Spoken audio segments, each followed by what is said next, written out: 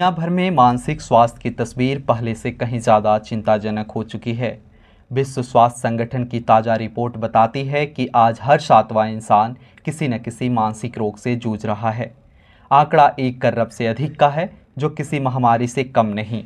सबसे आम बीमारियां हैं चिंता और अवसाद, जिनसे पीड़ित लोगों की कुल संख्या कुल मामलों का 2/3 से ज़्यादा है।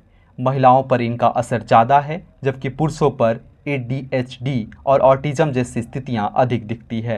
हैरानी की बात यह है कि मानसिक रोगों की शुरुआत अक्सर कम उम्र में ही हो जाती है। आधे से ज़्यादा मामले 18 साल से पहले सामने आते हैं। रिपोर्ट का सबसे चौंकाने वाला खुलासा आत्महत्या को लेकर है। 2021 में दुनिया भर में 7,27,000 लोगों ने अपनी जान दी।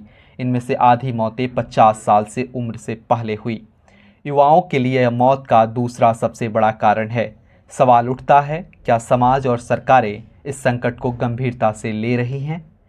आर्थिक मोर्चे पर भी यह तस्वीर भयावह है। सिर्फ अवसाद और चिंता की वजह से हर साल $1 ट्रिलियन की उत्पादकता बर्बाद हो रही है।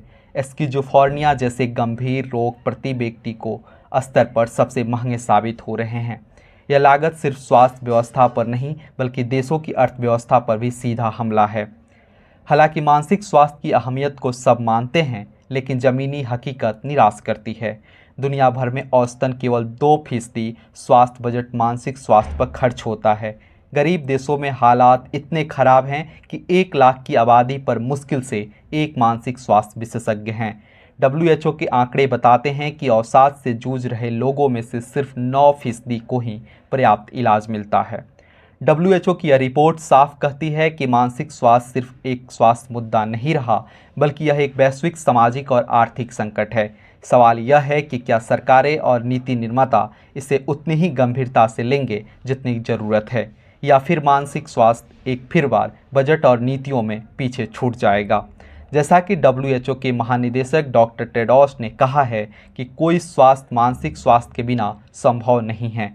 अब देखना यह है कि यह दुनिया इस सच्चाई को सच मानकर कदम उठाती है या फिर उसे अनसुना कर देती है। आप सुन रहे थे अनुराग कुमार को। नमस्कार।